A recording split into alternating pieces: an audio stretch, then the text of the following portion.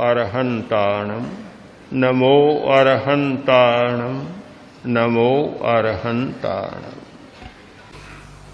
महावीर ने कहा ये समाधि है, ध्यान है, कोई मतभेद नहीं। एक सेंध लगाने में जो एकाग्रता होती है, एक चिड़िया को मारने में जो एकाग्रता होती है, ये ध्यान है। ऐसे ऐसे लक्ष्य वेदी भारत में पैदा हुए हैं, ऐसे ऐसे लक्ष्य वेदी। एक धनुर्धर आया और बोला कि मैं ऐसा लक्ष्य वेद सकता हूं, एक बाण चलाऊं और उसकी सीध में वृक्ष के 100 पत्ते हैं तो 100 पत्ते ही बिन जाए। इतना बड़ा लक्ष्य वेदी। दूसरों को आश्चर्य हुआ। एक व्यक्ति बोला, कोई आश्चर्य की बात नहीं, तुम मेरे गुरु को नहीं जानते, और अगर मेरे गुरु को जान लो तो तुम्हारी बात बहुत छोटी पड़ जाएगी। उसने कहा, इससे भी ज्यादा कोई लक्ष्य वेदी है, चलो तुम्हारे गुरु के पास। गुरु के पास ले गया, अपनी बात बताई। शिष्य ने प्रार्थना की, गुरुदेव थोड़ा सा दिखाई इनको भी लक्ष्य वेद कैसा होता है। शिष्य की बात मानी। गुरु उनको साथ लेकर और एक पहाड़ की चोटी पर चला गया। ऐसे शिलाखंड पर खड़ा हुआ जहां नीचे भयंकर गड्ढ और दरारें, अगर आदमी गिर जाए तो फिर पता ही नहीं कोई था या नहीं था। इतनी भयंकर शिला के खंड पर खड़ा हो गया गुरु, और आंखें ऊपर उठाई। सब लोग देख रहे हैं। पक्षियों का झुंड आया, पक्षियों का झुंड आया और आंखें ऊपर उठाई। जैसे ही आंखों की रेंज में पक्षियों का समूह आया और सारा का सारा नीचे गिर पड़ा। लक्ष्य भेद हो गया। आंख से बींध दिया। बाण की जरूरत नहीं, तीर की जरूरत नहीं, आंख से सबको बींध दिया और नीचे गिरा दिया। क्या ध्यान नहीं है? बहुत बड़ा ध्यान है, बहुत बड़ा ध्यान है, बहुत बड़ी समाधि है, बहुत बड़ी एकाग्रता है। एकाग्रता है, समाधि है, ध्यान है, किंतु समाधि समाधि नहीं होती। आचार्य भिक्षु की बात बहुत सुंदर लगती है। उन्होंने कहा कि गाय का भी दूध होता है, आंख का भी दूध होता है, ठोहर का भी दूध होता है। दूध दूध है, कोई फर्क नहीं। दूध दूध है, किंतु गाय के दूध की जगह है आंख का दूध पी ले। शिविरार्थियों को बहुत दूध की जरूरत है, इतना सुलभ न हो तो आंख बहुत है। हाँ, जल्दी मिल जाएगा, शाम को प्रतीक्षा नहीं करनी पड़ेगी कि गाय आई या नहीं आई। आसपास में आग की कोई कमी नहीं है।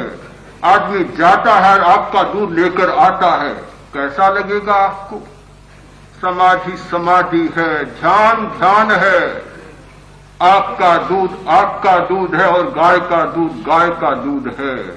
हम यह भी मान लें कि मनुष्य ने कभी आग का दूध पिया होगा, इसलिए दूध की खोज की होगी।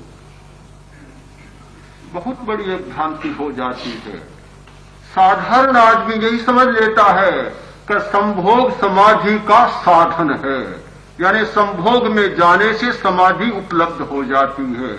फिर क्यों ध्यान की साधना करें, क्यों शिविर में आए, क्यों इतना श्रम करें, क्यों मन को इतना केंद्रित करने का उपक्रम करें। अपने आप जो घटना घटित होती है उसके लिए इतना जंजाल बिछाने की जरूरत नहीं है। आप भ्रांति में न जाए। ध्यान के नाम से और समाधि के नाम से, इस नाम से केवल न भ्रांत बने, नाम से भ्रांत न बने। शक्तिशाली बनाए, दूसरी ओर उस विद्युत की, तेजस की खपत को कम करें, खपत को कम करें।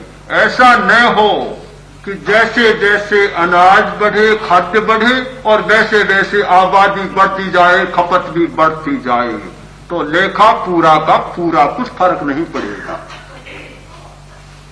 काम तब होगा कि इधर से उत्पादन बढ़ता है, उधर से आबादी घटती है, खपत घटती है, तो अनाज का भंडार बन सकता है।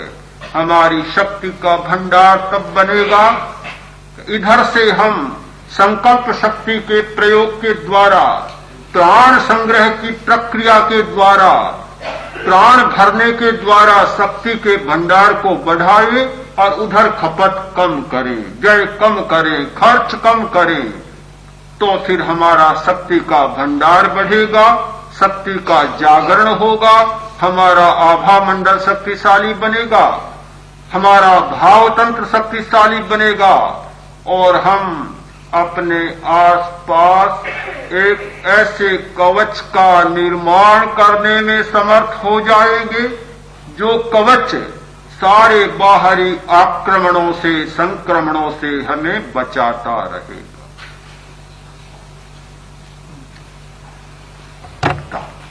जब मूर्छा जागती है और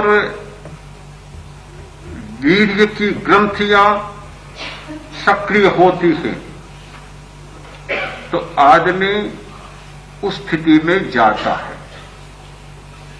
यह प्रमाद का क्षण है और प्रमाद के क्षण में भी लीनता होती है। इस बात को हम माने कि लीनता, एकाग्रता प्रमाद के क्षण में भी होती है, अप्रमाद के क्षण में भी होती है। इसीलिए भगवान महावीर ने जितना स्पष्ट एक भेद रेखा का अंकन किया कि आर्त ध्यान, रौद्र ध्यान, ध्यान को दो श्रेणी में बांटना होगा, आर्त ध्यान, रौद्र ध्यान, धर्म ध्यान और शुक्ल ध्यान। ध्यान वह भी है, ध्यान वह भी है। एक ध्यान सारी दुर्गति में ले जाने वाला और एक ध्यान मनुष्य की सुगति करने वाला, मनुष्य का उत्थान करने वाला और मनुष्य का पतन करने वाला।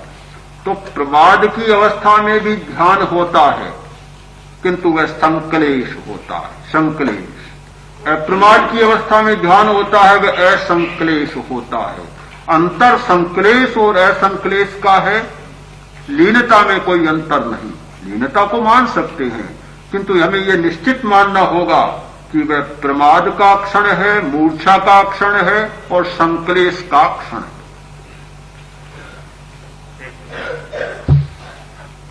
क्रोध आदि कसायों को शांत करने के लिए क्या आसन भी उपयोगी है?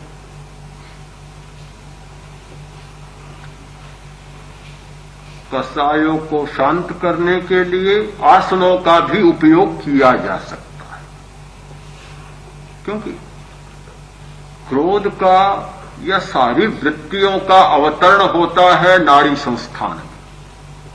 और यदि नाड़ी संस्थान को ठीक रखना हम जान जाते हैं तो इतना काम हो जाता है कि क्रोध का विपाक होगा, उदय होगा, किंतु नाड़ी संस्थान हमारे आदेशों को, निर्देशों को मानने लग गया तो उसका अवतरण नहीं हो, उतरेगा नहीं, निष्क्रिय होकर ऐसे ही प्रदेशोदय में चला जाएगा, निष्क्रिय बन जाएगा। उपयोग तो है, ऐसी बात नहीं कि उपयोग नहीं।